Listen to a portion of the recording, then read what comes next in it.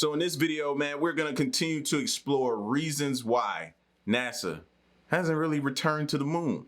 Now, with all the information I've gathered and some of you as well, we know two things for sure. Money and politics is what it's been boiled down to. Now, of course, with different videos that come out, we're going to explore the facts, but those are the things that have been common in everything we've seen so far. Elon has talked about it, different ways he's trying to cut costs. We've heard it's expensive, and different things have to factor in as far as on the politics side, political side. So we're going to get into this video. If you're new, you know what to do. Hit that subscribe button, join the fam. Let's check it out. The summer of 1969 was an eventful one. It was a season of good and bad. Saran was convicted of murdering New York Senator Robert F. Kennedy. The last episode of Star Trek aired. The Beatles snatched the top song on Billboard's list. President Nixon pulled out 25,000 U.S. troops from Vietnam. The Manson murders happened, and a hurricane claimed the lives of more than 250 people. These are only a few of the most historic and memorable moments of that year. An unforgettable summer indeed. But the zenith of the summer of '69 was perhaps the Apollo 11 mission. On May 18th, the Apollo 10 mission was launched. The National Aeronautics and Space Administration commenced the mission in preparation for Apollo 11, another attempt by the United States to step on the moon. And on July 20th, 1969, mission commander Neil Armstrong and crewmate Buzz Aldrin became the first and second astronauts to step on the moon. With the success of the Apollo 11 mission, it was expected that NASA would once again launch another moon landing project. And yet, it never happened. Behind the historic event and all the glory are setbacks that could have easily ended the mission prematurely, or ended the mission disastrously. It turns out that there are several reasons why we haven't pursued going back to the moon. Let's dive into the little-known details of the famous moon landing and figure out the reasons why we haven't launched another moon mission. From the takeoff to the aftermath, here are 15 secrets about the Apollo 11 moon landing. Number 15. The Apollo 11 was an impressive feat itself. The Apollo 11 mission was the cultivation of hard work and hope of hundreds of thousands of people. Armstrong himself acknowledged that.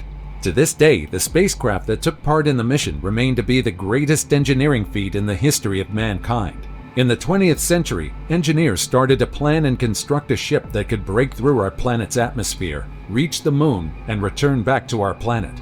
They needed a ship that would keep the crew alive throughout a return trip to the moon. Engineers and experts started from scratch. It took more than 8 years and $2.4 billion for the Apollo 11 to be accomplished. See, there goes the money we talked about, the money side of it. Even back then it took that much. Imagine now. In today's money, that amounts to a little over $23 billion. Before we go on, like this video, smash the subscribe button, and click the notification bell right now. Number 14. President Kennedy never cared about the moon. When President John F. Kennedy kicked off the mission in 1961 and announced that the United States would go to the moon, he made an audacious statement. After all, no one in the early 1960s expected that NASA would be able to construct a magnificent spacecraft capable of taking on the impossible mission of sending men to the moon. And yet, thousands of workers spent their time and effort to make it happen. When Kennedy announced that he wanted the United States to be the very first to reach the moon, and that he wanted to make it happen before the end of the 1960s, NASA had nothing. It had no rockets, computers, spaceships, or even spacesuits. But they made it work, and they completed the mission right on time. But did you know that President Kennedy never cared about the moon? No, the ex-president's interest lay elsewhere. Kennedy wanted to beat the Soviets into reaching the moon first. More than 5 decades after the moon landing, secret documents revealed the real reason why Kennedy pushed NASA to do the unthinkable. At the time, the Soviet Union was taking the lead in space exploration. They were seen as the pioneers after sending cosmonaut Yuri Gagarin into space, and he became the first man to go to space. Kennedy didn't push for the project in the name of science or for something novel like gathering knowledge about the universe. According to the curator of the Smithsonian's Apollo collection, Teasel Muir-Harmony, Kennedy pushed for the project to demonstrate what the American industry was capable of doing. The higher-ups were motivated by political gains more than anything else at the time. But in the end, President Kennedy's ambition became one of the most impressive feats of mankind. Number 13. The Soviets tried to hide their attempt to go to the moon. In the 1960s, reaching the moon was a race between the Soviet Union and the United States. However, the Soviets denied their efforts to go to the moon until 1989. The United States announced its intention to go to the moon through Kennedy's speech, but the Soviet Union never made their goals public. Instead, the Soviets worked secretly on their own program and continued on even after Apollo 11 reached the moon on July 20th, 1969. Some people think that perhaps the Soviets didn't want to admit that they were beaten by claiming that they never participated in the moon race to begin with. Now, have you ever wondered where all the conspiracy theories about the moon landing being faked came from? The space race was one of the reasons why some people think that the moon landing was faked. Conspiracy theorists started to convince people that the moon landing never happened and that NASA staged the entire thing to beat the Soviets. However, rest easy because all these claims were debunked. The moon landing is very much real. That's the first time I've heard that was one of the reasons why people started claiming that it was fake. Can you imagine that? That's kind of petty, fam. That's real petty. Like, pettiness has no bounds, I'm starting to see, man. People that you would look up to and think, there's no way they can be at that level, be this petty. I was wrong. And if you ever get the chance to step foot on the moon, you would surely see traces of past moon missions up there. Number 12. No insurance company accepted the astronauts. Most of us have insurance. It's always good to prepare for the worst after all. Usually, it's not that hard to apply for, but Neil Armstrong, Buzz Aldrin, and Michael Collins were quite different. You see, no insurance company would take you up as a client, especially if you're bound to be sent to the moon on a blasting spaceship. A lot commended their courage to embark on a space mission, but most of the insurance companies were sure they would suffer a huge loss if they made a deal with any of the astronauts. In short, they believed that they would not be returning from the mission. No one wanted to offer life insurance to the astronauts, so the three decided to be creative. The astronauts knew that there was a demand for their signatures. Online selling and auctions didn't exist back then, but they knew that regardless of their safety, their signatures would cost a lot of money.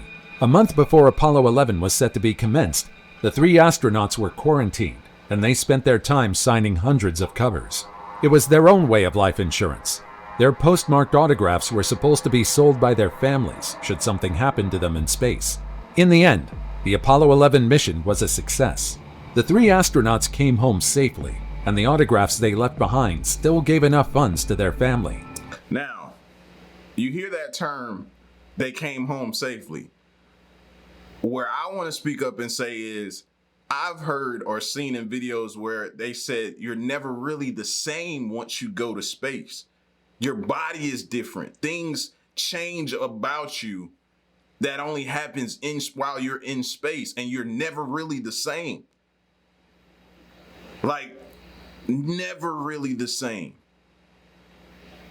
I've heard that, seen it in videos, man, and heard some of them dudes in those videos talk about it, and then when they did the studies on their bodies. They're never the same, man. These dudes took a lot of risk and were affected by it. Today, a single insurance autograph can cost as much as a whopping $30,000. Number 11. Spacesuits were created by a lingerie company. Everything used in the Apollo 11 mission is hailed as an engineering marvel, so many people are often stumped upon hearing that the spacesuits that Neil Armstrong and Buzz Aldrin wore during the moon landing were made by a lingerie company. Yes, you heard that right. Armstrong was wearing a custom-made spacesuit model A7L serial number 056 during the mission. At the time, it cost around $100,000, and in today's money, that would be more than $670,000. They didn't cut costs on the spacesuit. It was meant to protect the astronauts from the lunar temperature, which goes from a scorching 240 Fahrenheit in sunlight to a freezing minus 280 Fahrenheit in the shadows. This suit was also meant to shield them from solar ultraviolet radiation, which could be lethal to man. There was no room for error in the creation of the spacesuit, and even a small error in the stitching would cause it to be rejected. It was quite easy to make something that could withstand extreme temperatures and shield the astronauts from micrometeors, but the biggest challenge was making something that was flexible.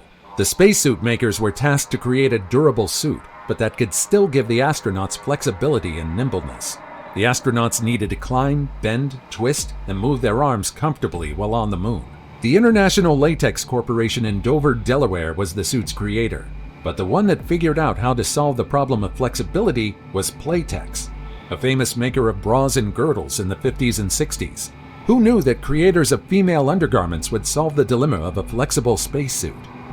Number 10. Astronauts trained rigorously. The making of all the tech needed to reach the moon wasn't the only daunting part of the Apollo 11 mission. The astronauts tasked to step foot on the moon also underwent extreme preparation. Armstrong, Aldrin, and Collins all underwent trips nationally and internationally to prepare their bodies for entering space. They trained in several sites, including Arizona, Texas, and Nevada. The astronauts trained and practiced collecting and analyzing rock and soil samples until it became muscle memory.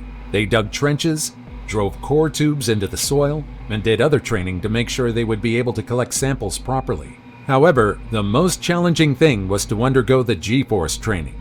They needed to maneuver themselves in zero gravity, and they needed to be able to do everything from moving from one place to another to planting a flag.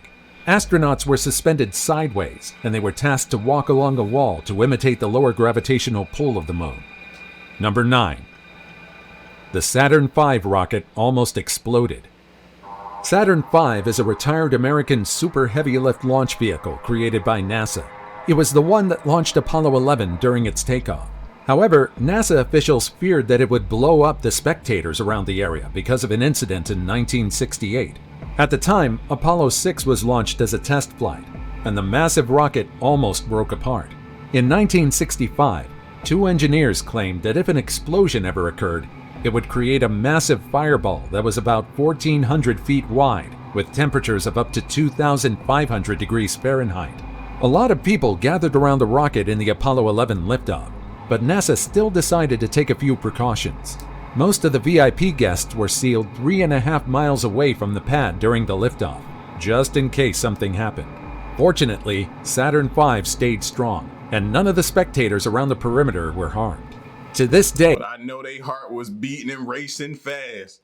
You know what I mean? At launch, everything needs to go right. Nothing needs to go wrong. Or it's like everything you've been working for all those years, people's lives are at stake. Different things, man. Your credibility, your job, everything. Most importantly, the lives. the mighty Saturn V is still the largest and most powerful rocket to complete its assigned mission without any deaths or problems. Number 8. Armstrong was too good of a pilot. After the liftoff, the success of the mission mostly relied on Neil Armstrong's capability. Before he was involved in the mission, Armstrong was a naval aviator, engineer, and test pilot. He was often commended for his piloting skills, and even Buzz Aldrin hails him as the best pilot he has ever known. However, did you know that Armstrong's perfectly piloting skills almost endangered him and his companion? NASA tried to pinpoint the exact landing location of the Eagle in the Sea of Tranquility, a section of the moon, but upon reaching the spot, there was a massive crater on the landing site. Armstrong decided to manually navigate until he found a suitable place to land, and he did so incredibly smoothly. In fact, it was so smooth that the Eagle landed too softly. The lander's legs were supposed to break off and crumple after absorbing the shock of the landing, but Armstrong was so good of a pilot that it didn't break. That's why instead of taking a step, the astronauts took a leap because the exit was higher than expected. The soft landing wasn't a problem, but the small miscalculation on where the Eagle would land cost them fuel. Fortunately, Armstrong knew they had enough fuel to land somewhere safely and make it back. Number 7. The moon had a smell. Have you ever wondered what the moon smells like? Well, according to Armstrong and Aldrin, it smelled like wet ashes and gunpowder. Upon reaching the moon, the two had a lot of uncertainties, and upon smelling lunar dust, they feared that it was flammable. They were ready to make preparations in case the lunar material caught on fire after making contact with oxygen. But fortunately, it didn't. However, the two astronauts claimed that the moon dust smelled so strongly, it was also irritating, so much so that the smell clung to the astronauts. Unfortunately, scientists on Earth never got the chance to smell lunar dust because the smell dissipated on its way to our planet. Number 6. Buzz Aldrin took communion on the moon. Now this is definitely one of the things that NASA most likely tried to keep under wraps. To this day, not a lot of people are aware of Aldrin's hushed-up communion on the moon. There was no other reason besides the fact that the Christian ceremony might garner unwanted attention and scrutiny from the public. Buzz Aldrin wasn't the first person to ever pray in space, but he was the very first, and most likely last, to take part in the first Christian sacrament on the moon. He did the unthinkable. He took sacred... Why? I don't even understand why. Again, that's his choice. Why should he be viewed, or why should NASA receive ridicule, or why? I don't understand that.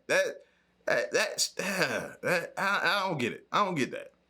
That's his choice. It's his religion, his beliefs. What does that affect NASA? Bread and wine blessed on Earth and performed the Holy Communion on the moon. Aldrin did it while preparing to walk out of the spacecraft and be the second person to walk on the moon. As Aldrin requested for a few moments of silence and for the listeners on ground control to give thanks in their own way, Armstrong watched quietly and did not participate.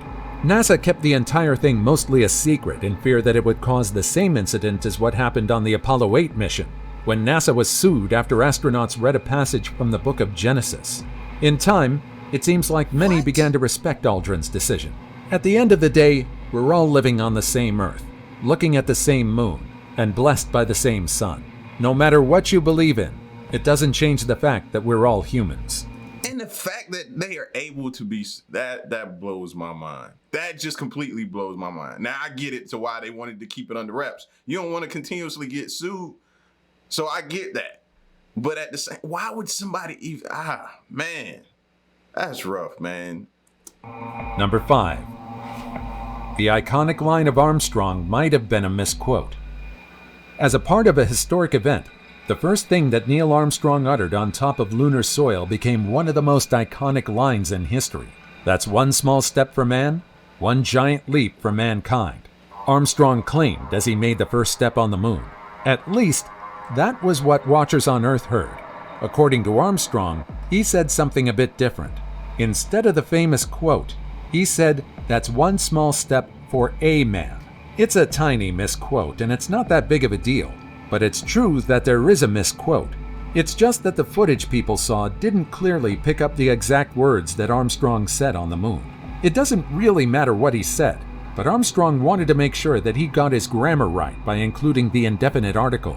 However, the audio recording proved otherwise.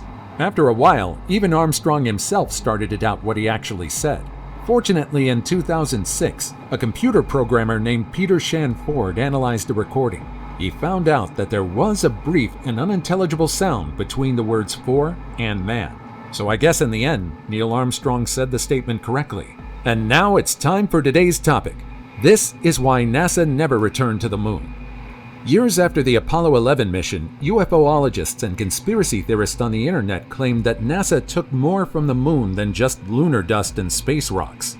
They claim that the administration also recovered the remains of an alien, which they continue to hide to this day. More than 5 decades after the moon landing, we still haven't found life on our satellite. But many believe that the higher-ups know something that we don't. Do you believe that there really is life on the moon? Or is this nothing but another hoax? As always, comment down below with the hashtag today's topic, and let us know your opinion about what we just showed on screen. With that said, let's keep things moving. Number 4. Neil and Buzz were almost stranded on the moon. To this day, not a lot of people are aware that Neil Armstrong and Buzz Aldrin were almost stranded on the moon. After the historic moonwalk on July 20th, 1969, the two astronauts were preparing to return to command from their lunar module when they suddenly noticed a small switch on the ground. It came from the broken tip of a circuit breaker. The switch accidentally broke while Buzz and Neil were putting on their life support system backpack. And that small mishap could have left them stranded on the moon with no way to go back to Earth. After all, the small circuit breaker switch was needed for takeoff. The two astronauts immediately alerted ground control about it, but they remained calm. The solution to their problem was quite unexpected. As an engineer, Buzz figured out an unlikely way to make the broken circuit breaker work. A felt-tip pen. Buzz pressed the circuit breaker in, closed it, and made it work. They delivered the good news to ground control, and everything went smoothly. The ascent engine worked and they were blasted off the moon. But the challenges of a safe touchdown on Earth didn't end there. After a long... That's the kind of dude I want with me. You know what I mean? Somebody be like, you know what? Me a felt tip pen. I got us. That dude right there is the guy you want to have on your team. Long flight of 195 hours, 18 minutes, and 35 seconds, Apollo 11 touched down in the Pacific Ocean. Its landing was supposed to be documented by the recovery ship USS Hornet, but bad weather made the Apollo 11 land 13 miles further than the ship. This small change could have ended in a disaster, but fortunately, Buzz and Neil came out safe. Number 3. The astronauts were quarantined after reaching home. The hardest parts were over, but the astronauts couldn't rest just yet. Before they could go back home and reunite with their families, they had to be quarantined. Although many believe it's quite impossible that there's life on the moon, NASA still wanted to be safe. Neil Armstrong, Buzz Aldrin, and Michael Collins were all quarantined for 21 days after their historic mission to the moon. NASA claimed that this was a necessary action in case the three were exposed to lunar bacteria or other harmful unknown elements. Neil even celebrated his birthday in quarantine. NASA made sure to prepare though. Even though he was under restriction, Armstrong celebrated his birthday with festivities. He had a surprise birthday party with a cake made by the Lunar Receiving Laboratory at what is now Johnson Space Center. Meanwhile, doctors kept a close eye on the astronauts, and experts analyzed all the lunar material they recovered from the Apollo 11 mission. After 21 long days, the astronauts were finally cleared and were given the go signal to return home. Luckily, it seemed like no pathogen or lunar bacteria decided to hitchhike with the astronauts on their way back to Earth. I don't think we could handle an outbreak of moon sickness just yet. Number 2. Our traces on the moon. It seems like all of us have the inherent desire to mark places that we've reached before. Travelers often leave behind marks or signs in places they go, while some opt to collect souvenirs to remember the place they visited. Likewise, astronauts also leave something behind in all the places they go to in space. Many think that the only thing Apollo 11 left behind on the moon was the flag of the United States. However, the mission left more human traces on the moon. For one, the footprints left behind by Armstrong and Aldrin are still on the moon. There's no weather on the satellite after all, and there's a chance that the footprints could last almost as long as the moon itself. Part of the landing module stage was also left behind. One of its legs contained a plaque that read, "Here men from the planet Earth first set foot on the moon July 1969 AD. We came in peace for all mankind." I guess it was important to clarify that we came in peace, just in case extraterrestrial creatures stumble upon it. There are also all sorts of tools and trash left behind on the moon. The astronauts of the Apollo 11 mission had no choice but to discard all of their insignificant belongings to lessen the weight carried by the spacecraft. They left behind the hammers, scoops, and human waste. 96 bags of it. So yes, one of the things we left behind on the moon was human excrement. Number 1. Everyone expected a disaster. In the 1960s, So either it's still there, or there's a lot of poop floating around in space, huh? Everyone expected a disaster. In the 1960s, iPads, tablets, AIs, and all other technology that we have access to today didn't exist. That's why many expected the mission to fail. After all, reaching the moon was such an incredible feat that it almost sounded impossible. Activists opposed the funding of the mission, claiming that it was unrealistic and that the money could be used elsewhere. Some people didn't express their negative thoughts so openly, but they believed that the mission would be a disaster. However, the general public wasn't the only one who had doubts about the mission's success. Even President Richard Nixon himself was ready should the Apollo 11 mission fail. That's right, he had a speech written, remember? Yeah, I heard about that. The mission reached its conclusion, presidential speechwriter William Safire prepared a speech for President Nixon. It was a statement that should have been said if the mission ended in a catastrophe. I ain't gonna lie, if I was one of those astronauts, bro, I'd have felt some type of way. So I would have been like, I would have hoped they wouldn't have told me that. You know what I mean? So I hope they didn't find that out until they got back, but I wouldn't have wanted to know that. It involved discussing the risks of space travel and perhaps acknowledging Neil Armstrong, Buzz Aldrin, and Michael Collins. Many waited for Apollo 11's takeoff from the moon with bated breath. Many believed that the mission was a one-way ticket and that the astronauts wouldn't be able to return back. Fortunately, this space failure speech will forever remain undelivered. It might take a while before we embark on another iconic space mission, but day by day we continue to learn more about the universe we live in, thanks to astronauts and the space probes that roam in space. Besides, we are but a speck of dust in the galaxy, and it's far too ambitious for us to know everything there is to know about the universe. For now, we'll take our time and unravel the mysteries one step at a time. Let's keep the discussion going and share your most surprising space fact in the comments down below. Also, check out our other cool stuff showing up on the screen right now. And I'll see you in the next video. Take care, everybody. Me personally, if they'd have told me about that, Isaiah Thomas on the court can do so much. let me get that up out of here. Hold on, let me exit out of that. Either way, I would have, if they'd have told me about that when I got back, I would have personally went looking for that president and the speech, because I would have wanted to personally rip that up and throw it in the trash. I needed, that would have sealed it for me when I got back. I would have needed it. He did what? He wrote what? Take me to him. Hand it here, and let me personally dispose of that. I ain't gonna tell you what all I would have did to that speech, but you generally get the idea. You know what I mean? But yeah, man, these are the facts that we are hearing about why we never return. Y'all get at me in the comment section. Let me know what y'all thought of this video, man. And stick around and stay tuned. The next one I'm gone. Peace.